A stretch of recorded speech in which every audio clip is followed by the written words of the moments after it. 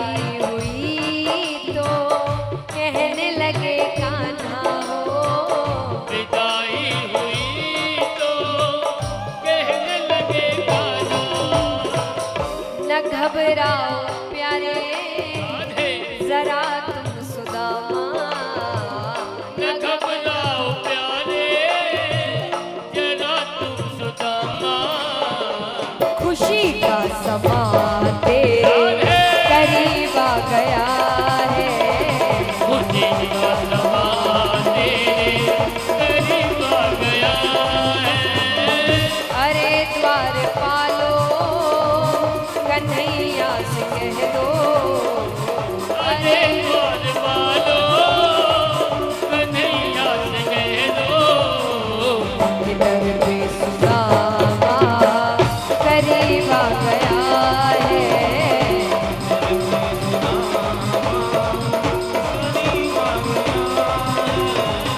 इधर भी सुदामा करीब आ गया है,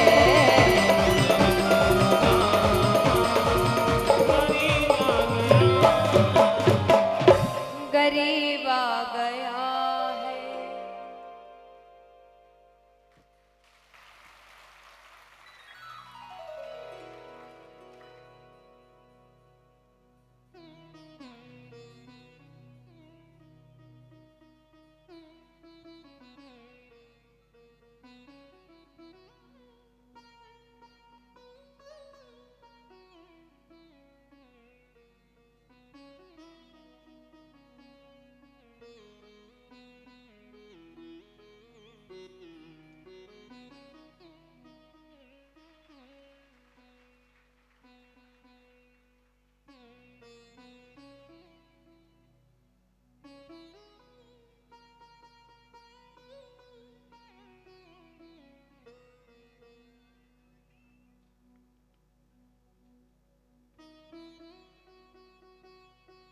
तो इस प्रकार भगवान सुदामा जी को उनके सुख के दिन वापस करते हैं।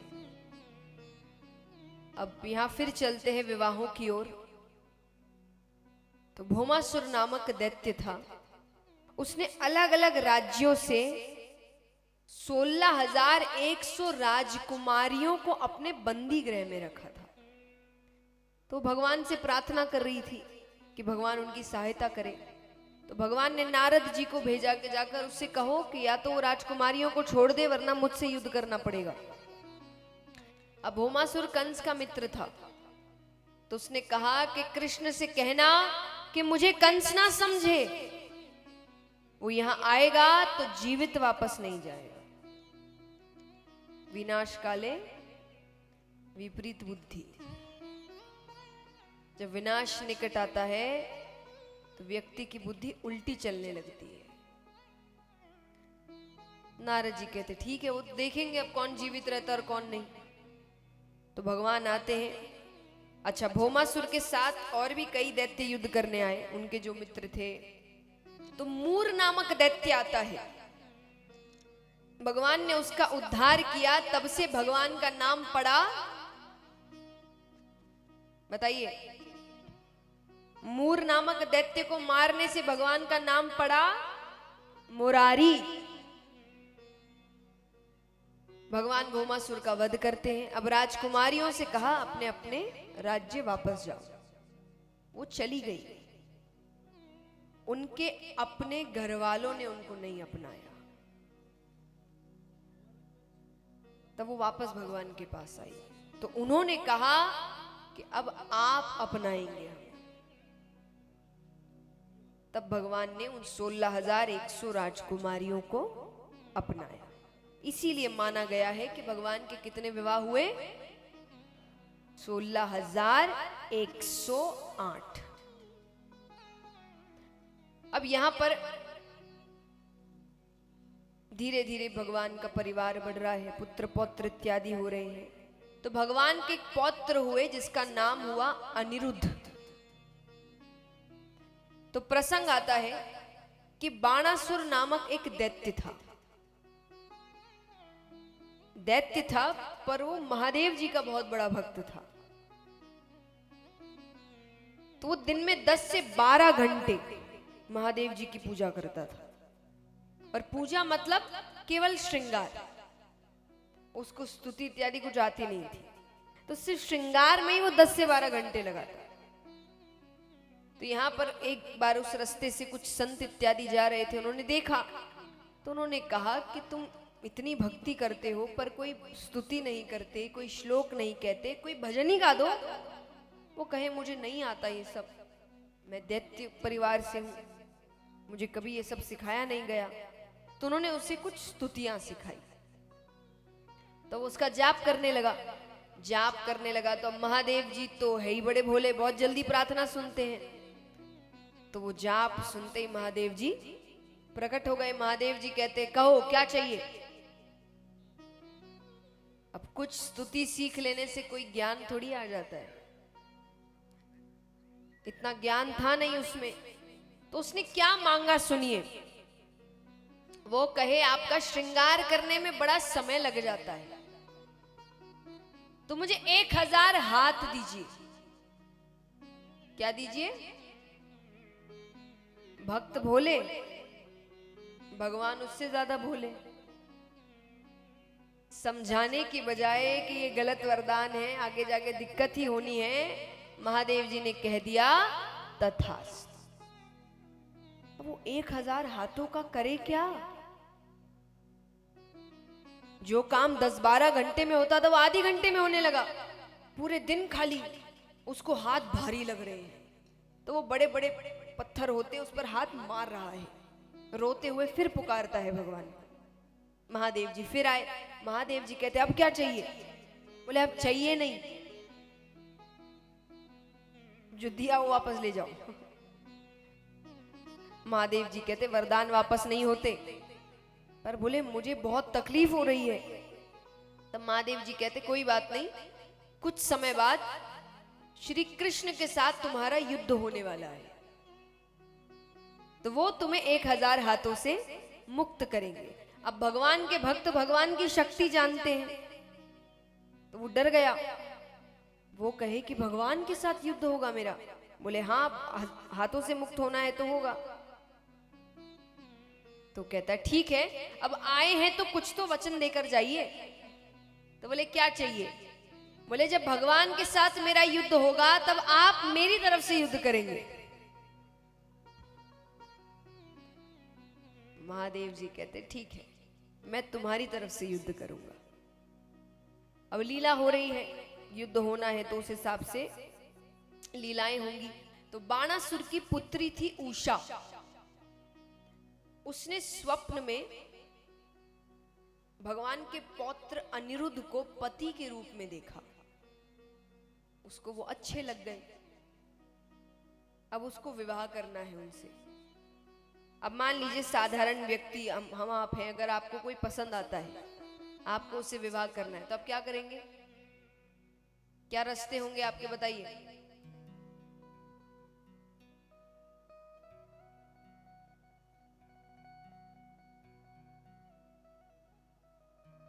क्या रास्ते होंगे आपके?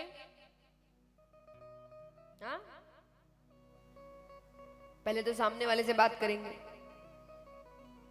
अगर वो मान गया तो अपने पहले परिवारों को बताएंगे, परिवार मान जाते हैं तो फिर रिश्ते भेजे जाएंगे, सब सही हुआ तो शादी हो जाएगी। ये साधारण लोग करते हैं। अब वो साधारण तो है नहीं, वो एक दैत्य की पुत्री है, थोड़ी हरकतें तो आएंगी। तो उसने रात्रि में सपना देखा, रातों रात अनिरुद्ध जी का अपहरण करके ले आए, भगवान के पौत्र को उठाकर ले आए। दैत्य की पुत्री है भाई, थोड़ा पता तो चलना चाहिए, सीधे सीधे काम कर दिया तो भगवान को पता चलता है। भगवान कहते अरे हमको रिश्ता मंजूर है, भेज दो, पर उसको तो हाथों से मुक्त होना है। तो बाणासुर कहे ऐसे नहीं, आइए युद्ध करिए और ले जाइए। तो भगवान युद्ध के लिए आते हैं। अब युद्ध आरंभ हो रहा है तो भगवान ने पहला बाण चलाया, पहले बाण से ही 1000 हाथों से मुक्त किया। अब दूसरा बाण चलाने ही लग रहे हैं क्योंकि अब तो काम हो गया, अब ये बाण लगेगा तो उसको सीधा लगेगा। अब दूसरा बाण भगवान चलाने ही वाले हैं कि बीच में महादेव जी आ जाते हैं। महादेव जी कहते काम हो गया, अब आप बेटी दीजिए और आप बहू ले जाइए। अब मैं भगवान के विरुद्ध युद्ध नहीं करूंगा क्योंकि वो कुछ होने भी नहीं दे सकते महादेव जी। महादेव जी को बीच में आना पड़ेगा, युद्ध करना पड़ेगा क्योंकि उन्होंने वचन दिया है। तो वो कहते जो करना था वो हो गया ना, अब क्यों युद्ध। तो यहां पर भगवान अपने पौत्र और पौत्र वधू के साथ जाते हैं। भगवान के पौत्र का विवाह एक दैत्य की बेटी के साथ हुआ था। तो ऐसे भगवान का परिवार बढ़ रहा है। अब जरासंध की कथा आती है। जरासंध कौन है मैंने कल बताया था, बताइए।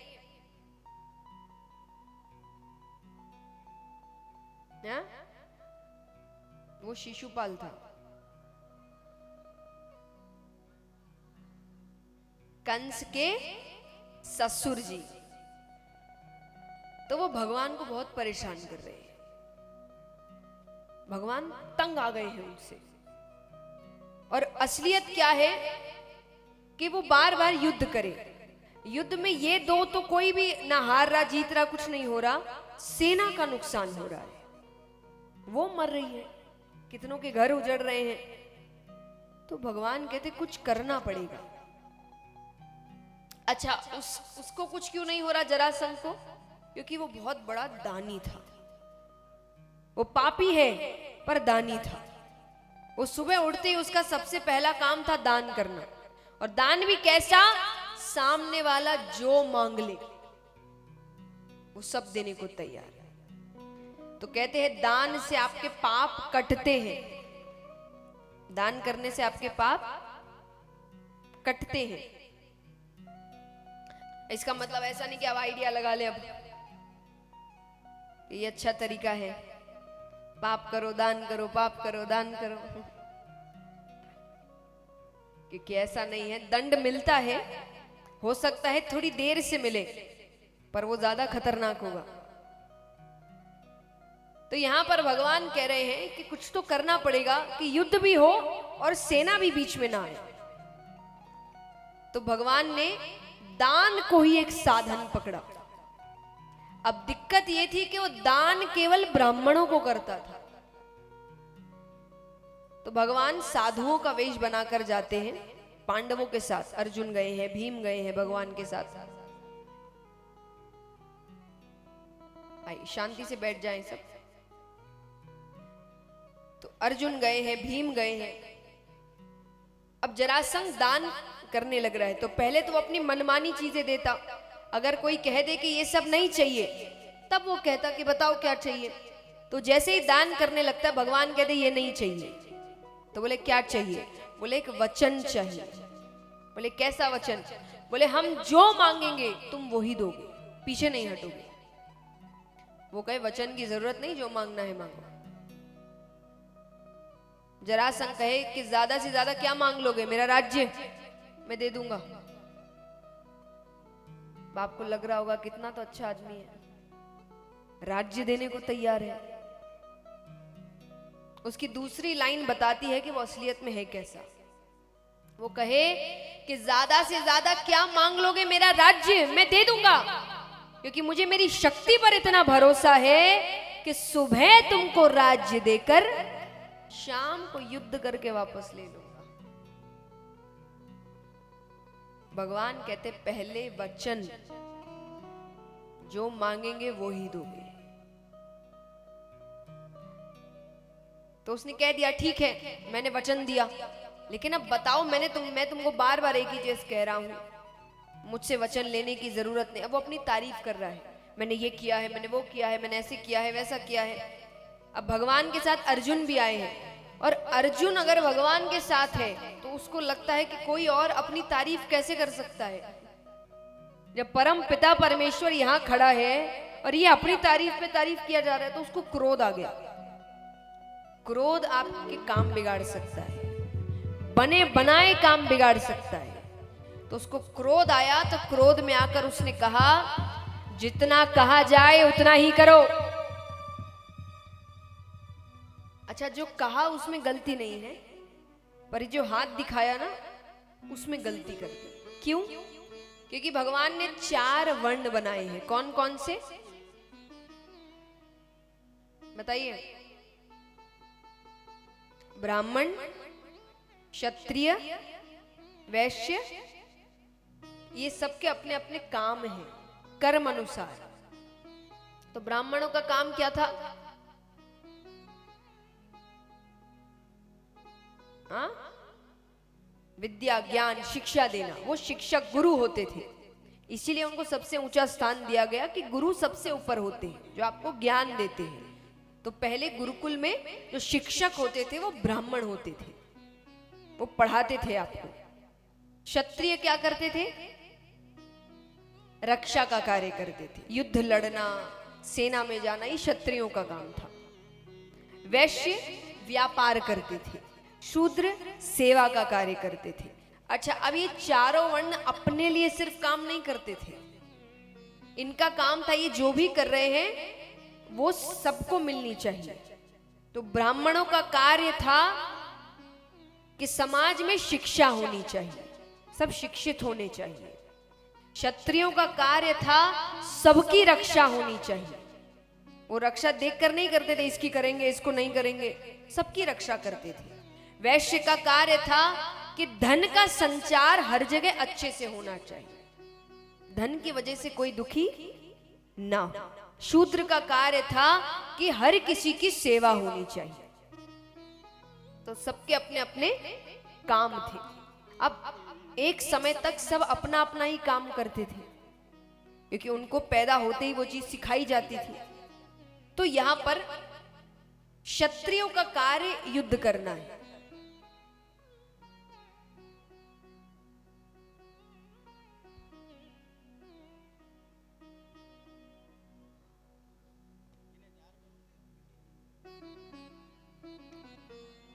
क्षत्रिय का कार्य युद्ध करना है, तो बाण इत्यादि चलाते हैं। तो जो प्रत्यंचा चढ़ाते हैं उस वजह से हर क्षत्रिय के अंगूठे पर एक निशान होता है, हर क्षत्रिय के होता है। तो अर्जुन ने जब कहा कि जितना कहा जाए उतना ही करो, तो जरासंध की नजर उसके अंगूठे पर पड़ी। वो समझ गया ये व्यक्ति ब्राह्मण, और वो दान केवल ब्राह्मणों को करता था। अब उसको ये भी लग रहा है कि बहरूपीय है, तो क्या करने आए हैं पता नहीं, उसकी सेना आ गई। सेना आ गई तो भगवान कहते अच्छा खासा काम चल रहा था। अब वो कहे सब अपने असली रूप में आ जाओ, वरना मुझसे बुरा कोई नहीं होगा। सब अपने असली रूप में आ गए।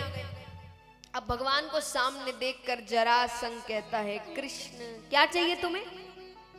भगवान कहते युद्ध करना है, मल्ल युद्ध, सिर्फ मैं और तुम, सेना बीच में नहीं आएगी, सेना का बहुत नुकसान हो रहा है। अब जो जीता, तो जरासंध कहे कि ये बात सीधे सीधे आकर कह देते तो मैं मना कर देता, क्या इतना कायर लगता हूं तुम्हें? पर अब वो भगवान का मजाक उड़ा रहा है। तो क्योंकि उसके आसपास सब खड़े हैं, सेना खड़ी है, लोग खड़े हैं उसके, तो वो कहे कि सीधे सीधे आकर कह देते तो मैं मना कर देता।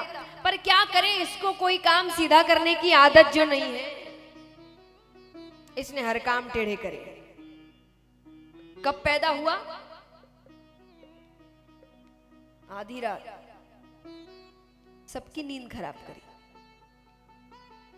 थोड़ी देर रुक जाते, सुबह हो जाती, और सबकी नींद खराब करी। मध्य रात्रि में जन्म लिया। कहां जन्म लिया? जेल में। कोई जन्म लेने की जगह है?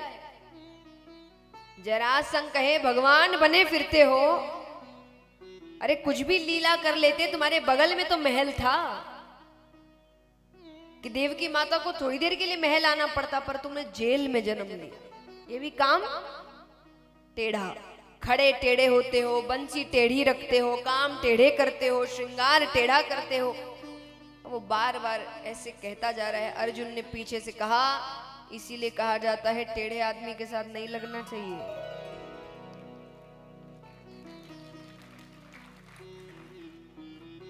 भगवान कहते मेरी तारीफ हो गई तो युद्ध करे। तो जरासंध कहे तुमसे नहीं करूंगा। भगवान कहते फिर किससे करोगे? बोले भीम से करूंगा, क्योंकि तुम में से सिर्फ भीम मुझे मेरे सामने खड़े रहने लायक लगता है। तुम में से तो कोई मेरे सामने खड़े रहने लायक नहीं है। भगवान कहते अच्छी बात है, चलो अच्छा है, मैं तुम्हें मारना भी नहीं चाहता, क्योंकि जिसे मैं मारता हूं वो मेरे धाम जाता है। तुम जैसे पापी को मैं अपने धाम भेजना। तो भीम के साथ युद्ध हो रहा है। 27 दिन तक युद्ध चला। कितने दिन? सूर्यास्त के बाद युद्ध नहीं होता था, और उसको 27 दिन में खरोच नहीं आ रही। इसके पीछे लीला है। वृहदवीत नामक एक राजा थे, उनकी 2 रानियां, एक भी संतान नहीं। तो उन्होंने, उनके राज्य में कुछ संत आए तो वो उनकी कुटिया में ही सेवा करने जाते हैं। तो अब जब विदाई का समय है तो संतों को नहीं पता इसकी 2 पत्नियां हैं। तो उन्होंने पूछा कुछ चाहिए तो बताओ। उसने कहा मुझे संतान चाहिए, मेरे संतान नहीं है। तो उन्होंने एक फल दिया कि पत्नी को खिला देना। उसने जाकर दोनों पत्नियों से कहा फल खा लो। दोनों ने आधे आधे फल खा लिए। बालक हुआ पर आधा आधा, यानी एक हिस्सा एक को हुआ और एक हिस्सा मरा हुआ बालक हुआ। अब राजा को लगा कि कहीं प्रजा को पता चल गया तो प्रजा डर जाएगी, क्योंकि मध्य रात्रि में संतान हुई। तो उन्होंने रातों रात वो 2 हिस्से जंगल में फेंक दिए। अब यहां पर जंगल में एक मायावी राक्षसी थी, उसका नाम था जरा। उसने वो 2 हिस्सों को पकड़ा और दोनों को जोड़ दिया। जोड़ते ही उसमें प्राण आ गए। इसीलिए नाम पड़ा जरासंध, कि जरा नामक राक्षसी ने हिस्सों का संघ किया, इसीलिए नाम पड़ा जरा। तो यानी बीच का हिस्सा कमजोर है, वापस बीच से अलग करना हो, वरना पूरे शरीर पर उसको कोई खरोच नहीं आएगी। तो 27वें दिन भगवान कहते हैं भीम से कि कल मुझ पर नजर रखना, मैं कुछ इशारे करूंगा। ठीक है, वापस युद्ध शुरू हुआ। अब भीम भूल गए। तो भगवान को लग रहा है फिर सूर्यास्त हो जाएगा। तो भगवान भीम का ध्यान अपनी ओर आकर्षित करने के लिए जोर से आवाज कर रहे हैं, उसका ध्यान अपनी ओर आकर्षित कर रहे हैं। तो भगवान कहते हैं अहो भीम, क्या दाव खेला है? भीम का ये दाव तो भगवान पहले भी देख चुके हैं, इतनी तारीफ तो कभी नहीं की। फिर इनको याद आता है कि अपनी ओर देखने को कहा था। तो भीम भगवान की ओर देखते, भगवान ने एक छोटी सी टहनी उठाई, उसको बीच से पकड़कर चीर दिया। भीम तुरंत सर घुमाते हैं, जरासंध के पैरों को पकड़ते हैं और दोनों पैरों को पकड़कर छोड़ दिया। फिर जुड़ गए और फिर भगवान की ओर देखे। भगवान कहते पहले ही पूरा देख लो, इतना सर घुमाने की जल्दी है? भगवान ने फिर टहनी उठाई, उसको बीच से चीरा और 2 विपरीत दिशाओं में फेंका। वापस सामने नहीं आने चाहिए। भीम ने पैरों को पकड़ा और चीरते हुए 2 विपरीत दिशाओं में फेंकते हैं। इस प्रकार जरासंध का वध होता है। बोलिए कृष्ण कन्हैया लाल की। अब यहां पर